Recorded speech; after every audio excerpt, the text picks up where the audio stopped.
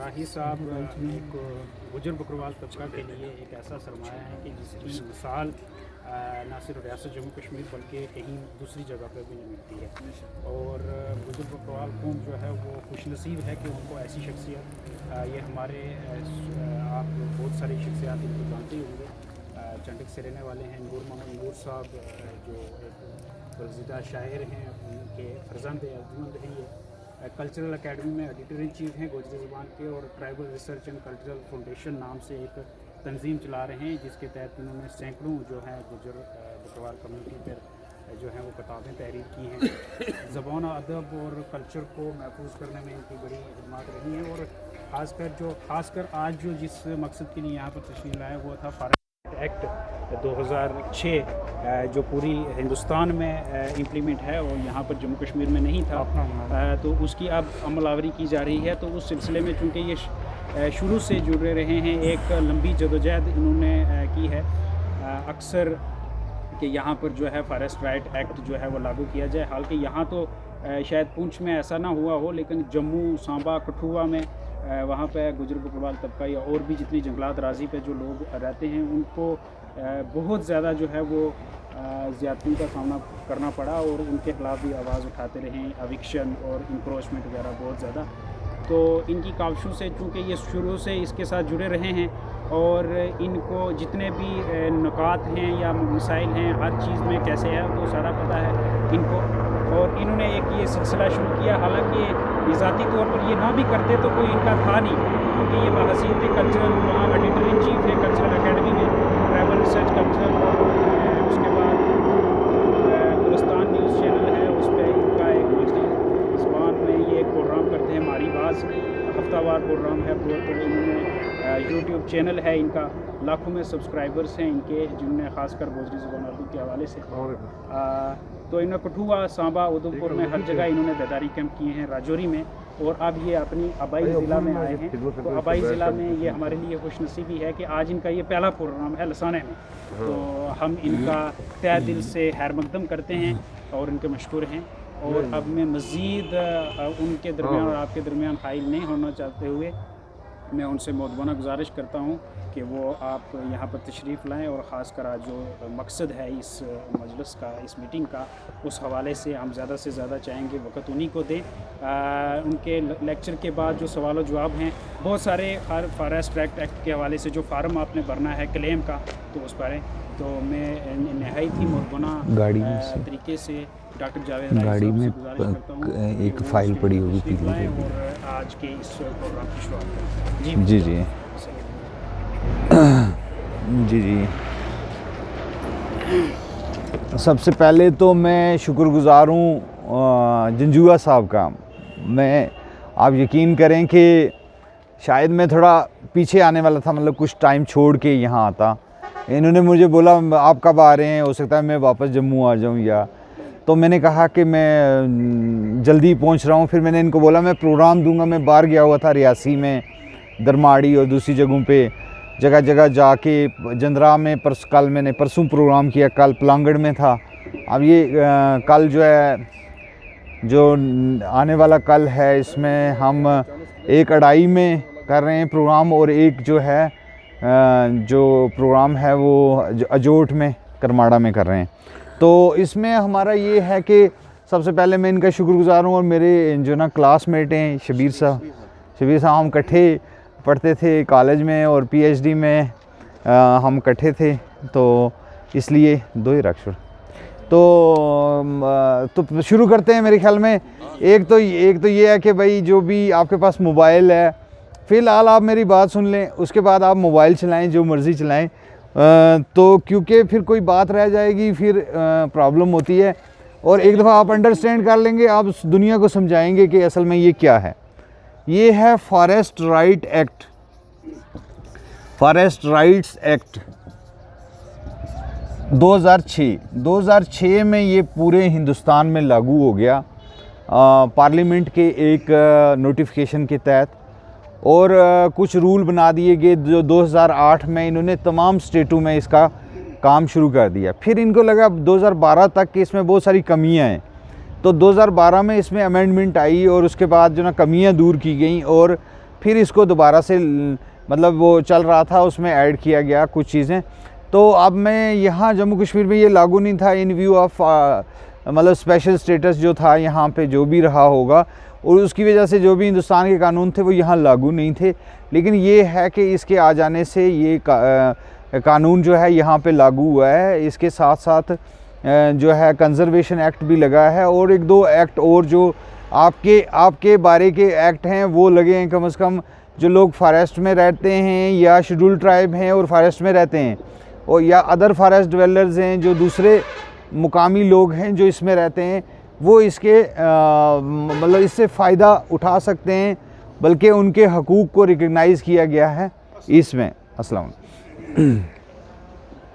हुआ ये कि अंग्रेज़ जब हिंदुस्तान में आए तो उन्होंने कहा कि ये सारी ज़मीन हमारी है, ये जंगलात हमारे हैं, आप टैक्स दे के रहो।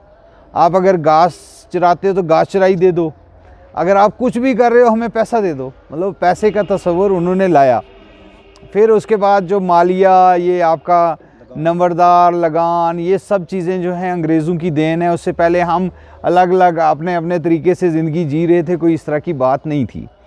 तो क्योंकि ये एक एक्ट है जो इसलिए लगाया गया कि अंग्रेज़ों के टाइम के लोग जो बैठे हुए थे उनको मालिक नहीं माना गया। फिर कुछ लोग जो हैं वो सुप्रीम कोर्ट में चले गए कि लोग जंगल में बैठे हुए हैं, ओजोन लेयर ख़राब हो रही है, मतलब कि माहौल को ख़तरा है, तो उन्होंने कहा सबको निकालो। फिर जो सरकार थी उस वक़्त की, तो उनको लगा कि भाई ट्राइबल्स को भी निकालना पड़ेगा, 10 करोड़ लोग हैं इसमें बैठे हुए। फिर उन्होंने ये एक्ट लाया और कहा कि हम इनका वहाँ पे रहना तस्लीम करेंगे, मानेंगे, रिकॉग्नाइजेशन।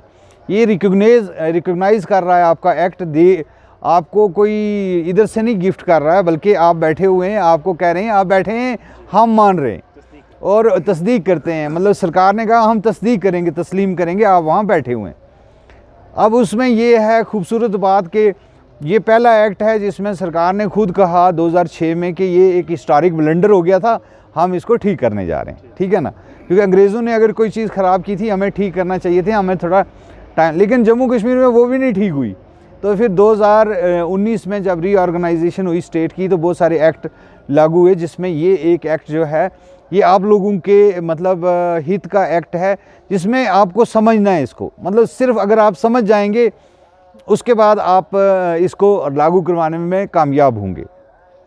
अब इशू ये है कि मैं क्यों यहाँ आया, कि भाई आपको एसटी सर्टिफिकेट के लिए कोई जानकारी देने नहीं आता। आपने कोई भी कागज़ लेना है, कोई भी ज़मीन लेनी है, आपको कोई जानकारी देने नहीं आता। ना उनको ज़रूरत है लोगों को कि आपको जानकारी दें, ना आपको ज़रूरत है कि मेरे से जानकारी। लेकिन ये एक्ट में जानकारी जब तक नहीं आपकी होगी तब तक आप इसको पूरी तरह से लागू नहीं करें। क्योंकि ये कहाँ से लागू होता है? गांव से मतलब ग्राम सभा।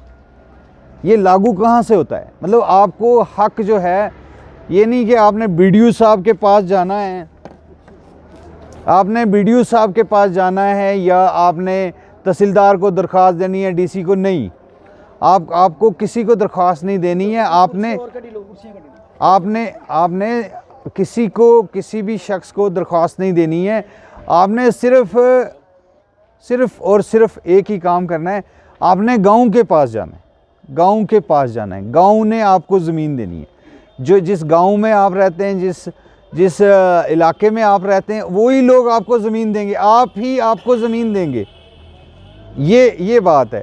और ज़मीन मिलेगी कैसे, वो मैं समझाने के लिए आया हूँ। वरना मैं कोई सरकार की तरफ से नहीं आया हूँ, मैं कोई किसी पार्टी की तरफ से नहीं आया हूँ, कोई इस तरह नहीं है। अपने लोगों की मोहब्बत में, कि बहुत सारे लोगों ने काम किया फॉरेस्ट राइट एक्ट पे पूरी स्टेटों में।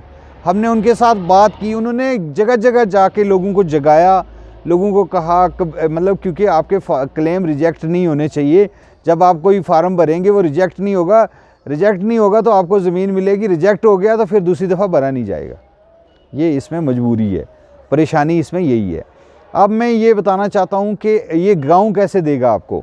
गांव क्या एक्ट के मुताबिक एक ग्राम सभा है। ग्राम सभा उसको कहते हैं, जैसे आपकी ग्राम पंचायत है, वो तो पंचायत राज के अंडर है, लेकिन ये ट्राइबल अफेयर में इसको ग्राम सभा कहते हैं। इसमें 18 साल से ऊपर का वोटर नहीं, मतलब पंचायत में आपको वोटर है।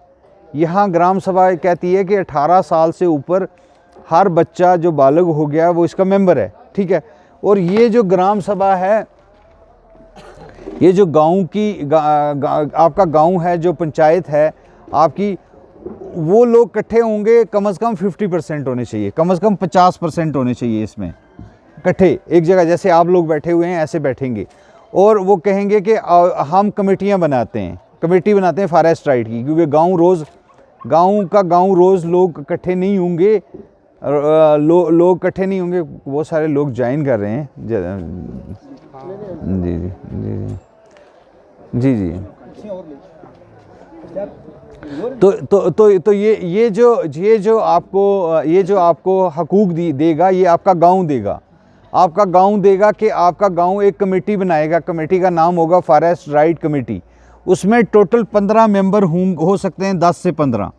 अगर 15 होंगे तो 15 में से 2/3 मतलब हर 3 में से 2 एसटी होने चाहिए, क्योंकि मेनली ये जो एक्ट है ये एसटी को डील करता है, क्योंकि हिंदुस्तान में ज़्यादातर ये एसटी को डील करता है। हालांकि यहाँ थोड़ा बहुत ये है कि दूसरे लोग भी एक बराबर के हिसाब से रह रहे हैं, लेकिन ये है कि हिंदुस्तान में क्योंकि ये ज़्यादा डील कर रहा था, इसलिए ये ST and other forest dwellers है।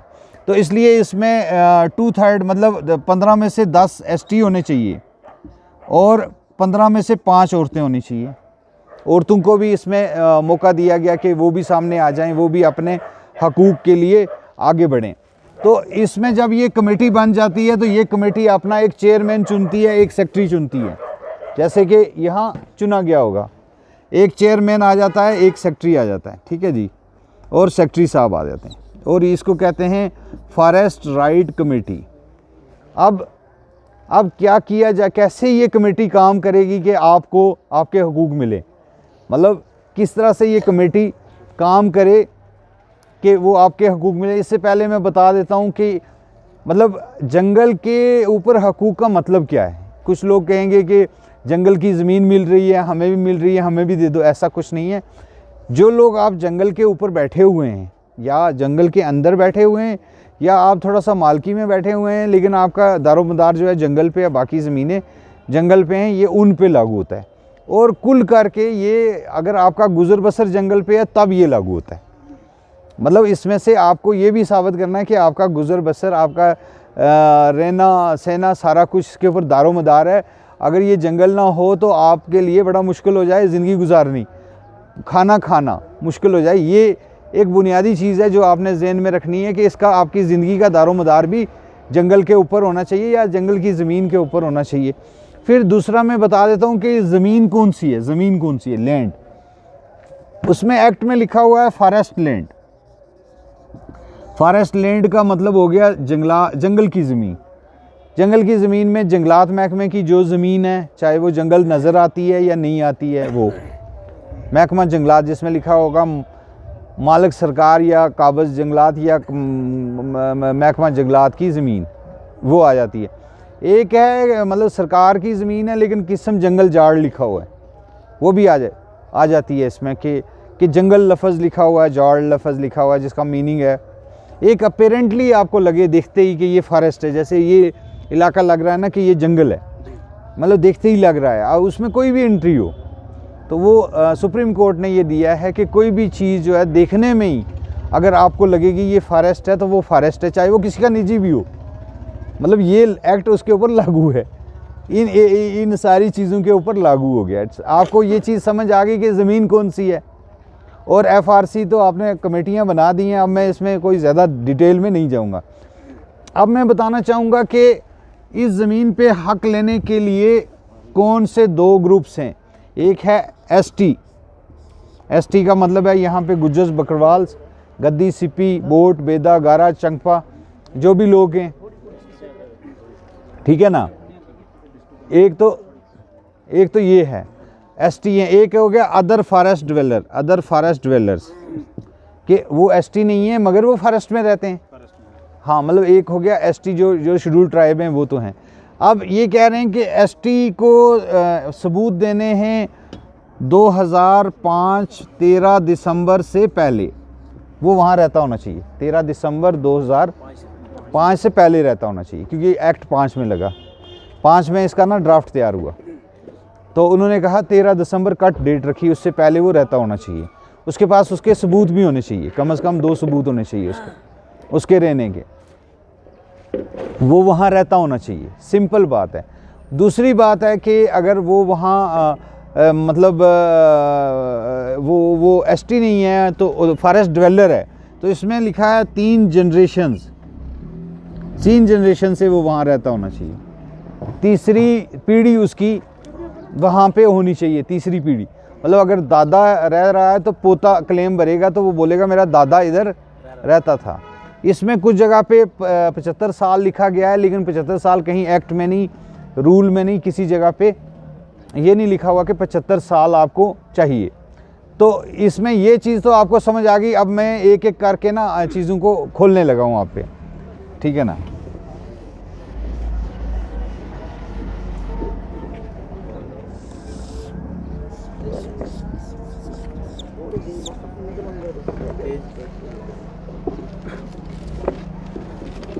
मैं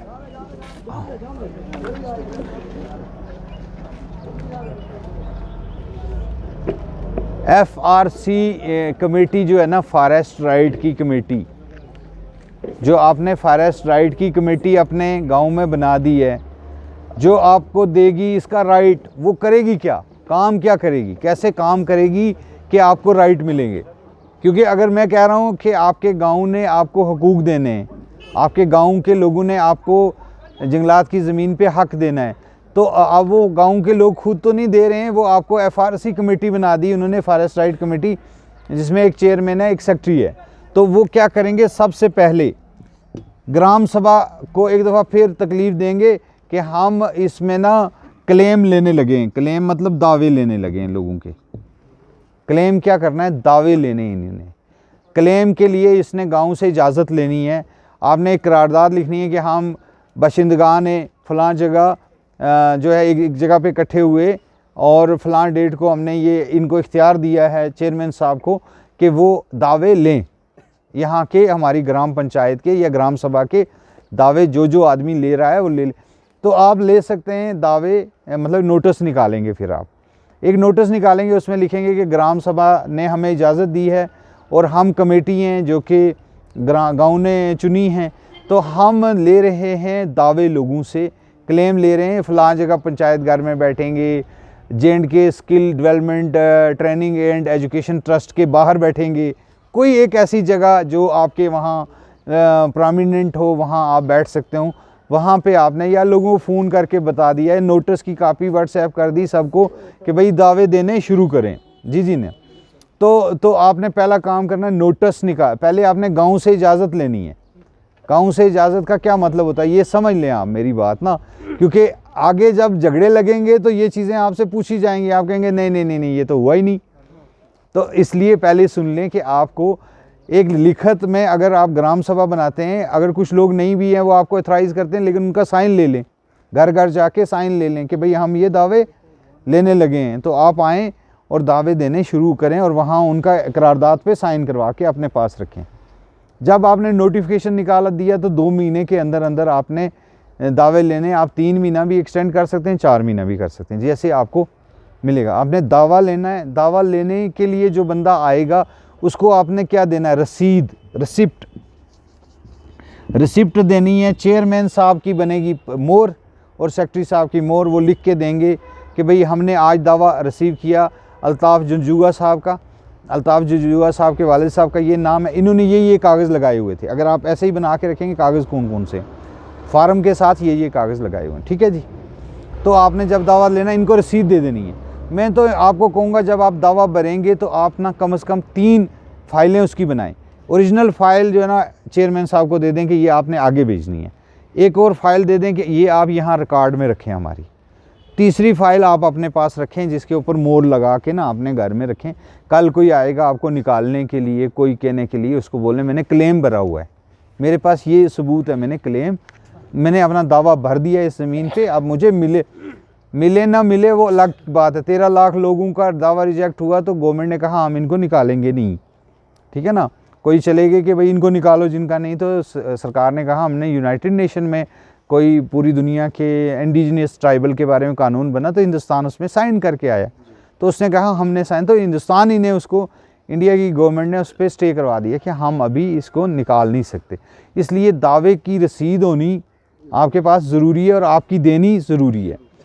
आपने जब ये दावे ले लेने फिर क्या करना है, मतलब रिसिप्ट देने के बाद क्या करना है, पड़ताल करनी है, उसकी पड़ताल करनी है एक एक कागज़ की कि कागज़ सही दिया है, कागज़ सही है कि नहीं है, कागज़ क्या बोल रहा है। तो आप किस लिए बने, आपकी कमेटी कमेटी में सारे लोग, मैक्सिमम लोग अनपढ़ हैं, तो कोई पढ़ा लिखा साथ रख के तो उसको कहो यार 2-4 बंदों को कि यार तुम देखो ये दावा ठीक है कि नहीं है। सारे लोग बैठ के ना चेक कर लो, कितना है गाँव, छोटा सा ग्राम सभा कितनी एक होती है, पंचायत कितनी एक होती है, तो आप लोग बैठ के चेक कर लो कि भाई कागज़ ठीक लगाए इसने कि नहीं, ठीक है ना। कागज़ों का मैं आगे बताऊंगा कि क्या क्या कागज़ लगने, ठीक है। अब यहाँ तक आपने उसकी पड़ताल करनी है। उसके बाद क्या करना है आपने, बल्कि सबसे पहले जो कार्रवाई कई जगह पे की जा रही है वो ये की जा रही है कि एसडीएम साहब, यहाँ एसडीएम साहब हैं, एसडीएम साहब आपकी सब डिस्ट्रिक्ट कमेटी के चेयरमैन हैं, उनको एक लेटर देनी है। आपने लेटर में आपको व्हाट्सएप करूँगा, वो बनी हुई है, आपने नीचे मोहर लगा के देना है कि इस ग्राम पंचायत का जो है ना रिकॉर्ड हमें दे दो, फॉरेस्ट का भी और वो भी दिया हुआ है आपने। अभी वो तैयार हो रहा है, पटवारी दे रहे हैं ना, वो आपको रिकॉर्ड, ग्राम सभा जो भी रिकॉर्ड मांगेगी सरकार को उसको देना है, कोई भी रिकॉर्ड। आप कहेंगे नहीं नहीं नहीं इस जंगल का यार उसका भी खसरा नंबर का दे दो, इसका भी दे दो, इसका भी, जिसका आप चाहेंगे आप ले सकते हैं। आप इतना ही, कानून आपको एम्पावर करता है, कानून आपको, कानून जो है ताकत है। तो कोई भी कागज़ आप लेना चाहते हैं एक पटवारी साहब से, उससे उसके बाद आपने क्या करना, जब आपने पड़ताल कर ली उसके बाद एक चिट्ठी और आपने भेजनी है एसडीएम साहब को एज चेयरमैन के हम फलां डेट को इस गांव के लोग जो है ना, इस गांव में या ग्राम पंचायत के लोग, एफआरसी कमेटी जो है जा रही है मौके पे जाके निशानदेही करनी है, हमने निशानदेही करनी है। तो आपने अगले लोगों को भी बोलना हम आ रहे हैं फलां डेट को, आप उधर ही रहना। उसमें आपने 2 चीज़ें चेक करनी है, एक तो उसने जो कागज़ लगाया ओरिजिनल देखना है उधर, और तसल्ली करनी है कि भाई आपका है कागज़ सही इसका कि नहीं। एक मौके पे जो वो बता रहा है कि मेरा ये है, उसने बताया जी ये मेरी गिरदावरी है, ये ज़मीन है, ये डिमार्केशन है, जो भी बोल रहा है आपने सेटिस्फाई होना है। अगर कोई आपको सेटिस्फेक्शन नहीं, उसको लिख के देना है कि भाई तुम्हारी ये कमी है, ये नहीं ज़बानी बोला, ज़बानी कोई चीज़ नहीं चलती इसमें, आपने लिख के देना है कि तुम्हारी ये कमी है, ये पूरी करो। तो आपने उस कमेटी को, वहाँ अगली कमेटी को बोलना है कि हमें वहाँ से कारिंदे भेजो, जो भी आप भेजना चाहते हैं। वो हो सकता है आपको पटवारी साहब, गार्ड साहब या कोई दूसरे लोग भेज दें जो रेवेन्यू को रिप्रेजेंट करते हैं यहाँ पे, वो आपकी कमेटी के साथ साथ जाएंगे, ठीक है ना। जब आप चेयरमैन साहब आपके घर पहुँचेंगे ना आपके क्लेम में, तो आपने कहना है कि मैं यहाँ क्लेमेंट हूँ, मैंने दावेदार हूँ, मैं यहाँ पे चेयरमैन नहीं हूँ, आप फैसला करें। उस वाले कागज़ पे आपको साइन नहीं करना है। तो उसमें आप एक तरह का बना सकते हैं, एक एक का अलग अलग भी और सबका इकट्ठा भी, कि हमने फॉरेस्ट राइट कमेटी ने फलां फलां फलां फलां बंदे के घर गए, आगे रिमार्क्स लिखते हैं ना, उसमें लिख देंगे जब आपका नाम आएगा उसके आगे कि ये उस वक़्त कमेटी में मौजूद नहीं थे, ठीक है ना। तो हमने ये देखा, दावे पाए गए मौके पे, मौका मुलायजा के दौरान, ठीक है ना। अब रह गया 2 बंदे और, गार्ड साहब और पटवारी साहब। अगर वो आते हैं तब भी आप निशानदेही करें, अगर वो नहीं आते तब भी निशानदेही करें, ठीक है। कानून कहता है आपने उनको 2 मौके देने कि वो आएँ देख लें, 2 मौके, सिर्फ 2 मौके। आपने एसडीएम साहब को लिखना है एज चेयरमैन कि भाई इनको भेजो। अगर वो 2 दफ़ा नहीं आते, तो अगर वो आते हैं और आके साइन नहीं करते, वो भी इसका मतलब है कि वो नहीं आए। हाँ, अगर वो आए हैं और उन्होंने रिपोर्ट लिखी है कि फ़लाँ बंदे का ये है, फ़लाँ का, सारे को तो दावे को गलत नहीं ना कर सकते, किसी का एक का बोलेंगे इसका ये है, कोई एतराज़ है तो उसका जवाब आपने पूछना है उस बंदे से, उसने आपसे पूछना है, मुझसे पूछना है, इसका क्या जवाब है, फिर इसको जवाब देना है। यहाँ तक आपको समझ आ गई कि निशानदेही करनी है, उस वक़्त ये लोग बुलाने। उसके बाद फिर आपने गांव के लोगों को एक दफ़ा फिर दावत देनी है ग्राम सभा को। ग्राम सभा 50% लोग वहाँ पे हाज़िर होने चाहिए, या अगर कोई कह रहा है तो मतलब साइन होने चाहिए वहाँ पे 50% लोगों के कि हमने ये सारे दावे देखे, ये सब ठीक हैं, तो इनको आगे भेज दो, ठीक है। नीचे सब लोगों के साइन है, सब लोग। अगर किसी को कोई एतराज़ है वो लिख के करेगा, ये नहीं है कि भाई ज़बानी कहेगा नहीं वो ऐसी बात नहीं है, वो बात नहीं है। तो जिसका भी कोई इशू है, जिसका भी कोई दावे से मुतल्लक आपके इनके दावे से, मेरे दावे से, जंजुआ साहब के दावे से कोई इख्तलाफ है तो वो लिख सकता है। सारे के दावे से तो कोई इख्तलाफ हो नहीं सकता ना, एक दो का हो। अगर वो करेगा भी आप तदारक करवाएंगे, उसका पूछेंगे इधर उधर क्या है, कानून में क्या है, क्या लिखा हुआ। अब ये दावे हो गए ना इकट्ठे, उसके बाद आपने बनानी है एक रसीद। आप खुद आपने एक रजिस्टर भी मेंटेन करना है, एक रजिस्टर मेंटेन करना है। उसमें लिखना है कि FRC कमेटी का रजिस्टर, कि रोज़ जो आप चिट्ठी लिखते हैं उसमें दर्ज करनी है। किसी का दावा आ गया, मसलन शबीर साहब का दावा आ गया आज 9 तारीख को, 9 फरवरी को, तो आपने लिखना है कि 9 फरवरी बरोज़ इतने शकीर साहब का दावा रिसीव हुआ है, उसके साथ ये कागज़ हैं या नहीं, आपने दावा लिख लिया। और आपने हर एक की फ़ाइल जो है मेंटेन करनी है, ठीक है, आप रिकॉर्ड कीपर हैं। उसके बाद आपने ये सारे दावे इकट्ठे करने और लेके जाना है कहाँ पे, वहाँ क्या SDM साहब के पास। SDM साहब के पास एज चेयरमैन उनको देना है, उनसे रसीद लेनी है। उन्होंने कोई क्लर्क रखा होगा, वो गिन के रसीद अल्लाह के लगा देनी है यहाँ पे। अब आप सब का जो सिलसिला है वो हो गया ख़त्म। अब जो भी अगली कमेटी को कुछ भी होगा, अगली कमेटी होगी SDM साहब, BDO साहब और रेंजर साहब, उनको कोई एतराज़ होगा, उसमें 3 ST के जो BDC के आपने चुने हैं ना मेंबर, वो 3 वहाँ पे मेंबर होंगे, कोई 3। अच्छा, फिर DDC मतलब जो DC साहब की जो आपको पट्टा देगा ज़मीन पे, वहाँ भी एक कमेटी है, वहाँ पे 3 लोग जो हैं ST के, जो 2 लोग ST के जो हैं DDC के भी मेंबर होंगे, ठीक है ना। तो यहाँ से वो केस, वहाँ से कोई क्वेरी आएगी, वहाँ से कुछ आएगा, वो आपके नाम पे आएगा, आपके नंबर, फ़ोन नंबर लिखे हुए होने चाहिए सब कुछ, के भाई किस दावे पे क्या हुआ, या आपने भी पूछते रहना क्या हुआ उन दावों का जो कि गए थे, ठीक है। अगर इस प्रोसेस के बगैर आपने कोई दावा दिया तो वो रिजेक्ट हो जाएगा। उसका मैं पूरी गारंटी देता हूँ कि आपने ये चीज़ें तो पूरी करनी है। कौन कौन सी? नंबर 1 ये कि ग्राम सभा को कंसल्ट करना है कि हम दावे ले रहे हैं, ग्राम सभा से अप्रूव करवाना है कि हमने दावे ले लिए हैं और हम दे रहे हैं, ठीक है।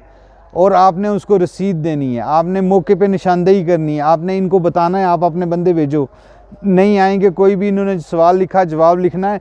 अगर एक का लिखा हुआ आपको लगता है इसमें डिले हो जाएगा, बाकी वालों के दावे दे दो, उसका आप निपटारा बाद में करके दूसरा दावा जो है उसको ले जा सकते हैं, ठीक है जी। यहाँ तक आपको बिल्कुल क्लियर है ना। अब मैं आता हूँ सीधा फार्म पे, क्योंकि ज़्यादा वक्त नहीं ज़ाया करते हैं, फिर आपसे सवाल ले लेते हैं कि फार्म में बहुत सारी चीज़ें हल हो जाएंगी आपकी ना।